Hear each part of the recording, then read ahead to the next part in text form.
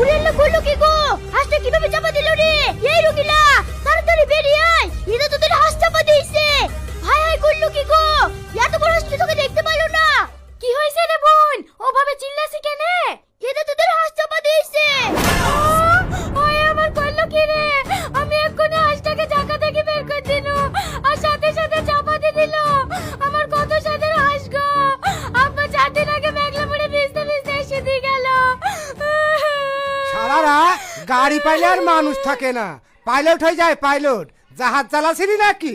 আগে গাড়ি থেকে চাবিটা তোল, চাবিটা না হলে আবার শালারা পালাবে। এখান থেকে যাইতে বল, ঠ্যাং ভেঙে দেবো। পড়ে গেছো, এবার সুখ মিটেছে। জানো রাশিদ ভাই, আমি বলতে বলতে আসছি, শালারা পড়বে। আমার বাড়িতে এমন করতে আসলো, ওই আওতার বলে আমার লুঙ্গিটাই খুলে যেত। তা তো খুলবি, তোমার লুঙ্গি পরা ছিঁড়ে যে কবে বলি দেখবা তোমার মানুষজন সবে যাবে। এই তুমি মেয়ে মানুষ এখানে গেছো, যাও যাও বাড়ি যাও। এই রাশিদ, গাড়িটা সাইডে লাগা, অত জোরে গাড়ি চালানো আজ বের করছি। চাচা বিশ্বাস করেন, আমরা গাড়ি জোরে চালাইনি, হাঁসটা চুইটে এসে জায়গার তলে ঢুকে পড়লো। আবার মিথ্যে কথা, তুই আমার পাশ দিয়ে যখন আসলি, না থাকলেও তোর গাড়িতে 500 স্পিড ছিল। এটা আপনি কি বলছেন চাচা? এই গাড়ি তো 110 সিসি, 60 বেশি উঠবে নাকি? আবার মুখোমুখি তোর করছি। এই লিগে গেছে বাদ দো, ওদের আজ 2 লাখ টাকা জরিমানা করবো। হ্যাঁ হ্যাঁ লিসা, আমি টনি মেম্বারকে ফোন করছি। এই চহাট গাড়ি চালালে হুঁশ থাকে না না।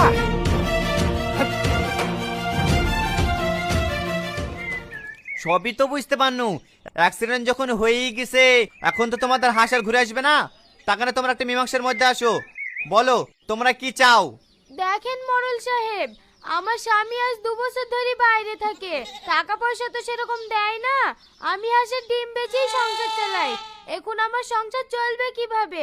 আপনি বিবেক করে 15-20 হাজার টাকা যা হবে জরিমানা করে দেন। 15-20 হাজার টাকা মানে এ হাঁস তো 800-900 টাকা দিলে কত? কি 800-900 টাকা? আমি তো মাসে 2-3 হাজার টাকা ডিমই বেচি। এটা কোনো কথা মতো কথা হইলো? মাসে কোনোদিন 2-3 হাজার টাকা ডিম বিক্রি হয়? হবে না, প্রতিদিন 2টো করে ডিম দেয়। এইটা আমার ভালো জাতের হাঁস। ও, 2টো করে ডিম দেয়? কাল থেকে আমি হাঁসি পুষবো নাকি? কি জাতের হাঁস দেখি দিনি।